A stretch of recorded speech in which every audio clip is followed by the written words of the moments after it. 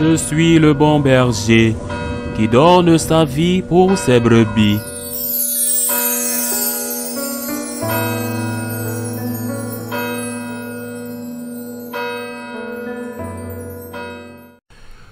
En ce temps-là, Jésus, arrivé dans la région de Césarée de Philippe, demandait à ses disciples, au dire des gens, qui est le Fils de l'homme? Ils répondirent, pour les uns, Jean le Baptiste, pour d'autres, Élie, pour d'autres encore, Jérémie ou l'un des prophètes. Jésus leur demanda, et vous, que dites-vous? Pour vous, qui suis-je? Alors Simon-Pierre prit la parole et dit, tu es le Christ, le Fils du Dieu vivant. Prenant la parole à son tour, Jésus lui dit, heureux es-tu, Simon, fils de Jonas. Ce n'est pas la chair et le sang qui t'ont révélé cela, mais mon Père qui est aux cieux. Et moi je te le déclare, tu es Pierre, et sur cette pierre je bâtirai mon église, et la puissance de la mort ne l'emportera pas sur elle. Je te donnerai les clés du royaume des cieux. Tout ce que tu auras lié sur la terre sera lié dans les cieux, et tout ce que tu auras délié sur la terre sera délié dans les cieux. Alors il ordonna aux disciples de ne dire à personne que c'était lui le Christ. À partir de ce moment-là, Jésus commença à montrer à ses disciples qu'il lui fallait partir pour Jérusalem, souffrir beaucoup de la part des anciens, des grands prêtres et des scribes, être tué et le troisième jour ressusciter. Pierre, le prenant à part, se mit à lui faire de vifs reproches. « Dieu t'en garde, Seigneur, cela ne t'arrivera pas. » Mais lui, se retournant, dit à Pierre, « Passe derrière moi, Satan. Tu es pour moi une occasion de chute. Tes pensées ne sont pas celles de Dieu, mais celles des hommes. » Acclamons la parole de Dieu. Ce passage de l'Évangile selon saint Matthieu commence par un survol. Jésus mène une enquête auprès de ses disciples. Que disent les gens que je suis? Certains disent ceci, d'autres disent cela. Eh bien, ce qui comptait pour lui venait ensuite. Pour vous, qui suis-je? Autrement dit, pour toi, qui suis-je? Pour toi, Jésus te le demande. Qui suis-je pour toi? Et Pierre donne une réponse formelle, une réponse dogmatique. Tu es le Messie, dit-il, le Fils du Dieu vivant. Le Messie pourrait être interprété comme celui envoyé par Dieu pour sauver Israël de l'oppression romaine. Eh bien, le Fils du Dieu vivant, c'était sa façon d'exprimer sa foi en la divinité de Jésus, du moins telle que saint Pierre pouvait la comprendre à l'époque. La résurrection et la venue du Saint-Esprit n'étaient pas encore arrivées, mais c'était déjà une confession de foi. Tu es le Fils de Dieu, le Fils du Dieu vivant. Cette confession de foi confère à Pierre le leadership, le rocher. Mais avant d'aborder ce sujet, qui est Jésus pour toi, est-il Dieu ou est-il véritablement humain? D'accord, c'est une question que nous allons décortiquer. Qu'est-ce que Jésus pour toi? Jésus a-t-il d'autres significations pour toi? Je peux dire, moi par exemple, et je l'ai toujours dit, qu'il est Dieu et vrai homme.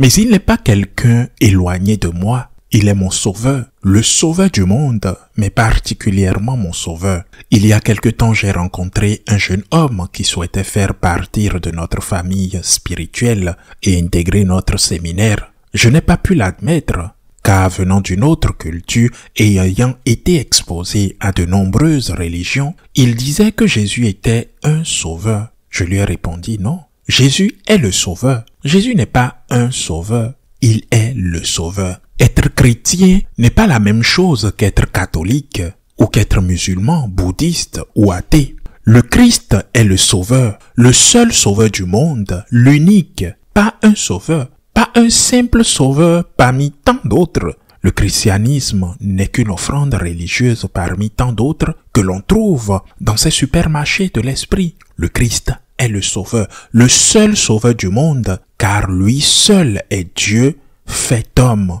Les autres seront de grands hommes, bien sûr. Leurs enseignements comporteront des aspects positifs et négatifs.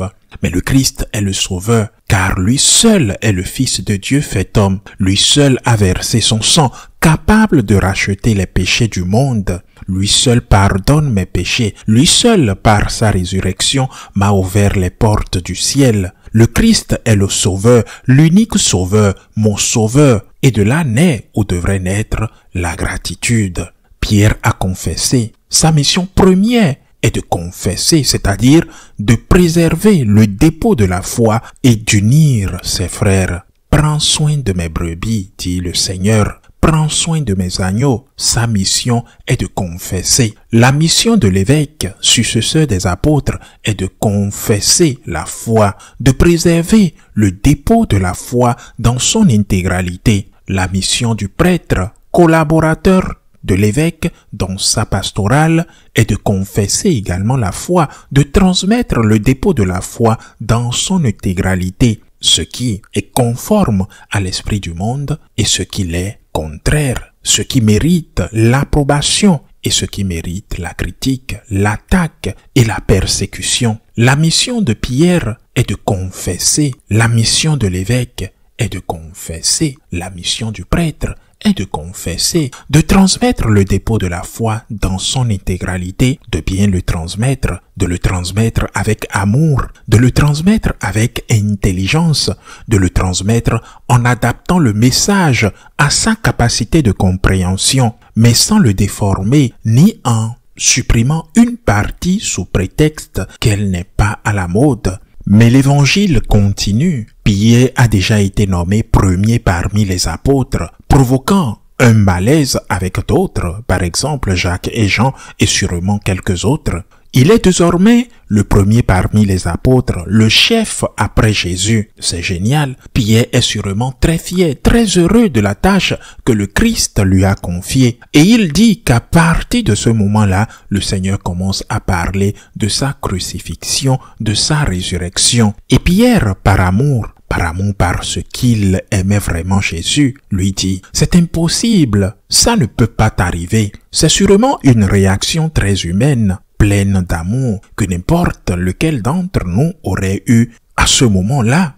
Mais Jésus dit alors à Pierre « Arrière de moi, Satan, tu es pour moi une occasion de chute. » Il appelle Satan celui qu'il vient de nommer premier disciple, son successeur. Celui qui lui a révélé ce qu'il déteste sur terre et qui doit être lié au ciel. Il appelle Satan celui à qui il a confié la transmission fidèle de tout le dépôt de la foi. Mais pourquoi? Pourquoi l'appelle-t-il Satan? Parce qu'il nous invite à abandonner la croix. Et c'est le travail de Satan.